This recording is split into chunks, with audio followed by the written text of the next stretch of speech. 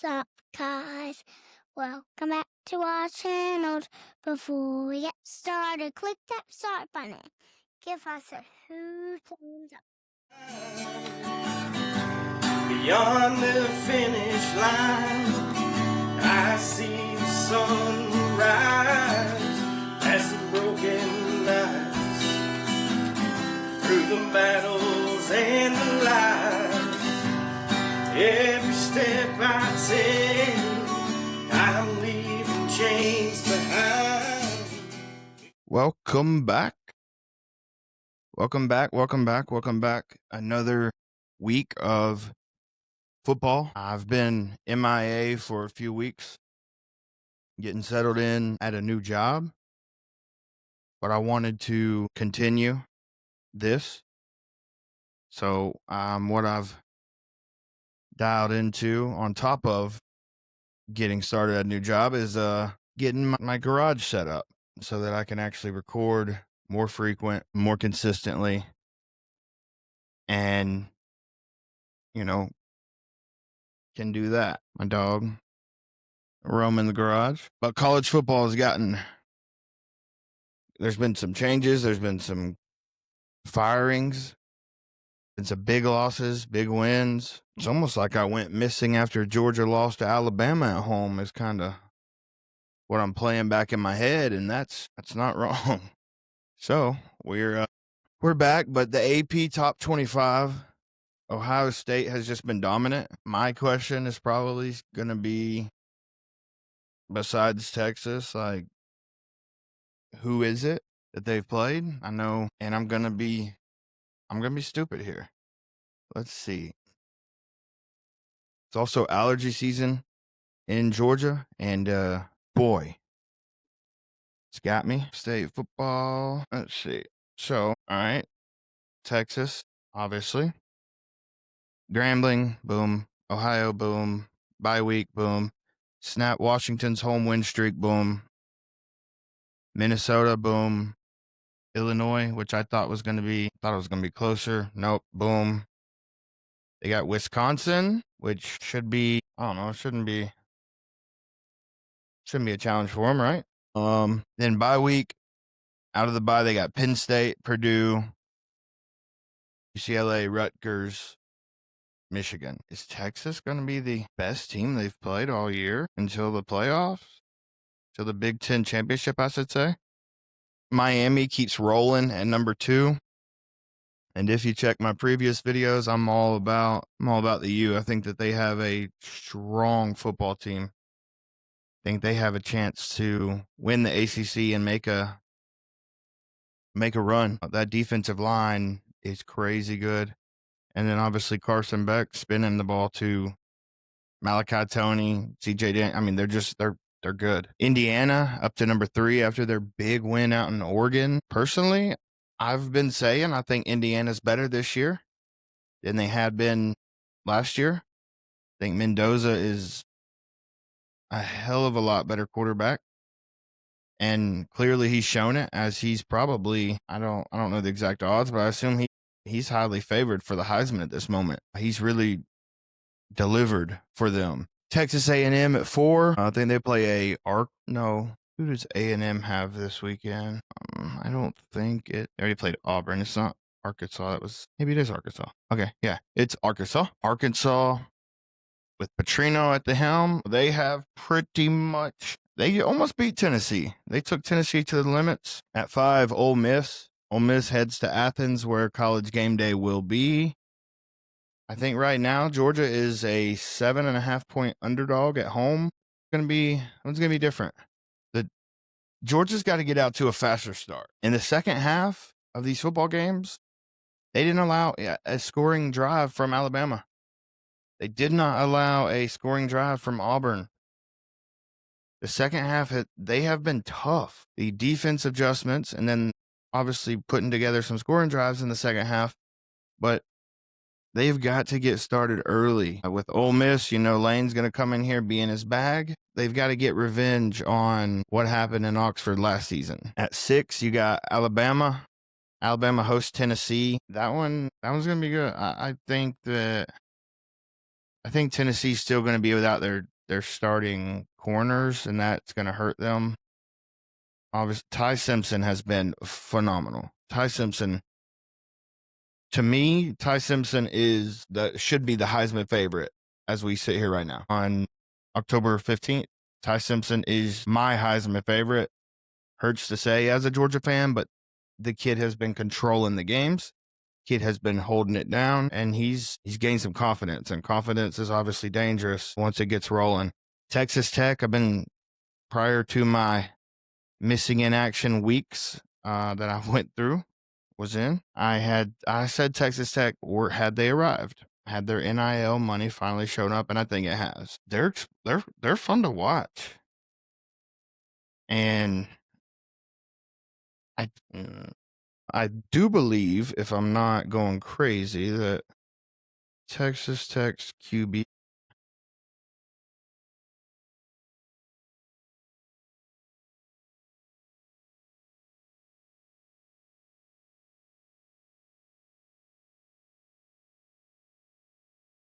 No, I'm wrong. I'm sorry.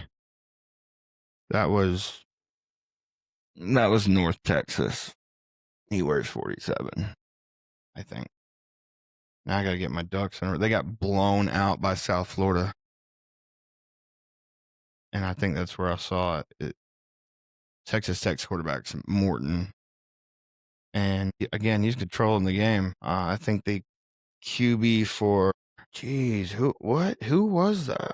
I don't know who okay, QB number 47. This is crazy. Oh, it's BYU. Okay. There's Bachmeier. That's on me. At 7, you have Texas Tech. Morton has been phenomenal for them. I think that they keep it rolling.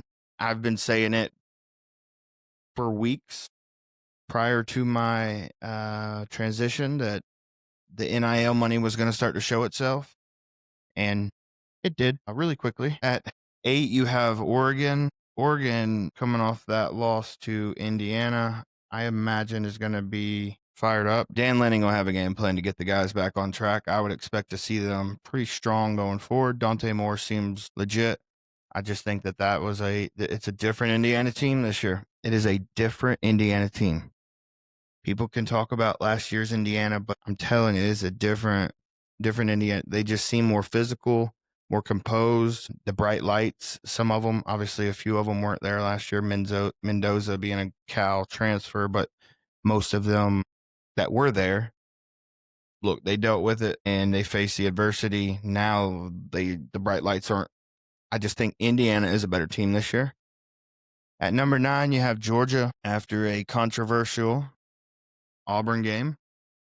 I think the ball was a fumble, should have been returned for a touchdown fumble, but I also will say that was a timeout, not a clap. I could be wrong. I don't know what's in his head, but he makes a timeout motion and says they're clapping. The thing is the ref that blows his whistle, does he look at Kirby? Because if you can read his mouth, they're clapping. I need to go back and look at that. I don't know. LSU defense is phenomenal. That offense can't get the wheels spinning. And Heisman, again, everyone had Nussmeier as QB Heisman favorite. And they've not played to full potential. Tennessee, it feels like after their loss to Georgia, they've kind of just flown under the radar. They got a big one this weekend in Tuscaloosa. If they can win that one, they can change the trajectory of the season big time. If they lose it, I don't know. It's going to be a tough climb after that. So we'll see. Georgia Tech, undefeated. Haynes King is still a dog. They are an underdog, speaking of dogs, at Duke this weekend, and that's interesting. So keep an eye on that one. I think that there's a strong case for that. I can't remember the exact amount. I think they're 3.5-point dogs right this very moment. Notre Dame is ranked 13th. They face USC this weekend. That's a big one. I think if Notre Dame loses, this is they have to. I think they really are going to have. I don't know. They've got them ranked high, So if they win, they'll obviously be near the top 12 or in the top 12. If they lose, I think they're cooked. Obviously. Oklahoma at 14. John Mateer was not healthy in that Texas game. I don't know if it hurt them worse by starting him against Texas. He just didn't seem right. And obviously the other team knows the quarterback has a hurt hand or just surgically repaired hand. I mean, dialing up blitz. I mean, and that Texas defense is legit. That was a interesting move. I didn't see that he was able to play to his full potential. Starting him, I don't know if it hurt or helped him, but they dropped to 14th. You got BYU at 15. BYU in the Holy War with Utah this weekend. Battle of a top 25 there. We'll see who gets out of there on that one. BYU's undefeated. BYU seems legit. And so, with that being said, I can imagine they are planning to run Utah out of the building. But Devin Dampier, he's been good all season. I think he's been consistent, but they're going to need that one. Missouri at 16. They played Bama pretty close. I think Missouri, they're a good team, but not an elite team. Yeah. Vanderbilt. I think they host LSU this weekend. Let's see if Vanderbilt can score on that elite LSU defense. That's going to give us a really, really good look at the Vanderbilt team that is ranked 17th. 18, the Virginia Cavaliers. They've kind of just slowly crept. Look, they're in there in the ACC. Look for them to be in there at the end of the season. They've won some big games. South Florida, obviously their big games early, and they lost to Miami, but they beat the hell out of North Texas. And USC ranked 20th. USC, like I said, heads to Notre Dame. That's a big game. Texas is in the mix now, back at 21. You got Memphis at 22, and Memphis is, again, another one sliding under the radar. Memphis is flying all over the field. That Memphis Tigers team is legit. I don't think that. See here. Yes, okay. So they've started conference play. Do they play? Yeah, they do. So Memphis and South Florida. If Memphis stays undefeated, which is a win this weekend against UAB, is College Game Day going to Memphis next weekend? That's an interesting one. Utah, talked about them a little bit. Devin Dampier, they are playing the Holy War this weekend. You got Cincinnati at 24 and then Nebraska at 25. I don't understand that. I feel like it should be flipped as the obvious. Nebraska beat Cincinnati on a neutral site earlier this year. Like, tell me why they're ranked ahead of them. That didn't make sense to me. But they are, and so that's where they stand. And so college football's in a good place. But we got so many good games this weekend. Starting out with, Louisville at Miami. Miami just needs to be careful. Could be a trap game. Louisville's coming in there with nothing to lose, and Miami has everything to lose because it's all in front of them at this point. LSU at Vanderbilt. Talked about how Vanderbilt is, if they could score on that LSU defense, they're going to get themselves back into the conversation. And can LSU get going? Tennessee down in Tuscaloosa, that one is massive. There's playoff implications at that game. With Ty Simpson playing the way he is, I think both teams will be able to score.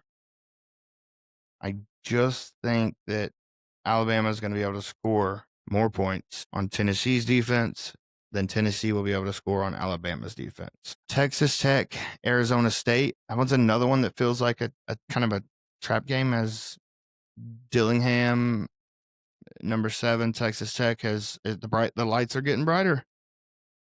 And so can Kenny rally the troops? We'll see. Oklahoma headed to South Carolina after a loss.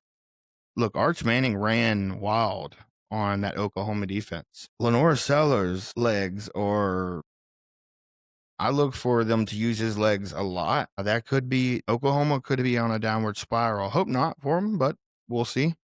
Georgia Tech at Duke, talked about it a little bit earlier.